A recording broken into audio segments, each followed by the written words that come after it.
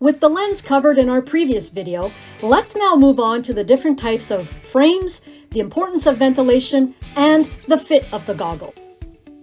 Different components are found in goggles, and each in turn can be made up of different characteristics, such as the frame can be full frame, frameless, semi-frameless, and OTG. The foam can be single, double, or triple density. There will be, of course, a strap that can either go over the head or that can be attached at the back. Let's start with the frames. There are three types, namely the full frame, where the structure of the goggle is visible and surrounds the lens. The frameless goggle, where the lens covers the structure. The field of vision is then maximized, and changing the lens is facilitated when a system is integrated into the goggles.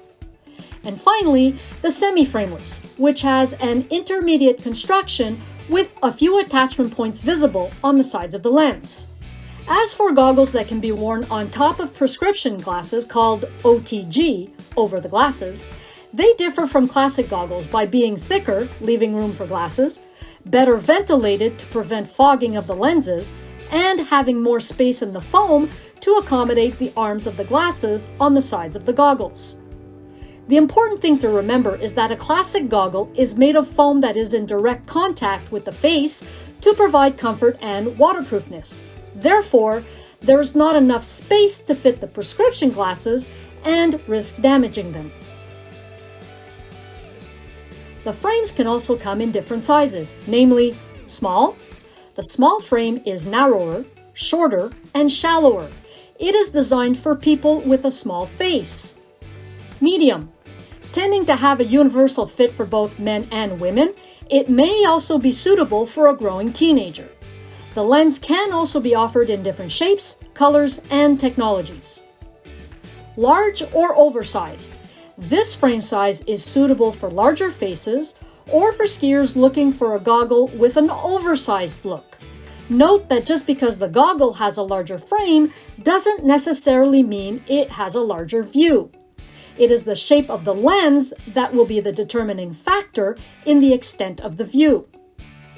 Women. This frame is generally narrower and smaller to ensure a better fit for the small female face. Junior. Designed for smaller children's faces, this frame typically features a single lens to provide a goggle that is less expensive. And finally, we have the frame called the low bridge fit. This type of frame has an extra layer of foam to perfectly adapt to faces with a lower nose bridge and/or higher cheekbone, whereas standard goggles are not designed for this type of facial structure. Hence the importance of trying out different models before deciding on a pair of goggles purely on aesthetics or color. Now let's look at the goggle's foams and ventilation. The inner part of the frame is covered with single, double, or triple density foam. The thicker the foam, the more comfortable the goggles will be, and shocks will be better absorbed. When there's enough space between the face and the lens, ventilation should be good. Most lenses are treated against fogging, but to prevent this from happening, it is better to opt for goggles with a double lens. With this type of lens, an air pocket is formed between the two walls. This acts as a thermal filter between the cold air outside and the body heat that emanates from the face. This empty space therefore makes it possible to insulate the inside of the goggle, thus preventing condensation and fogging. However, certain situations can nonetheless cause fogging. Heat from the face and perspiration generate warm, humid air, and this moisture turns into water when in contact with a cold surface, namely the lens. There are several things that can increase the risk of fogging, such as wearing the goggles on the forehead, on the toque, or on the helmet when we're not skiing, for example, while we're in the chairs, is not recommended. The forehead is one of the areas that produces the most heat and humidity on the face. And since heat also escapes through the head, it is also a great place to fog up a lens. The temperature variation will immediately create fog as soon as you put the goggle back on your face. Snow accumulation on the top vents of the goggle can also prevent proper airflow and cause the lens to fog. Finally, there is the cleaning of the internal face of the lens. This is often treated with an anti-fog spray, and trying to wipe off any moisture that has occurred or any drops of water that have formed on it decreases the effectiveness of the treatment. It is better to let the lens air dry than to risk damaging the treatment applied.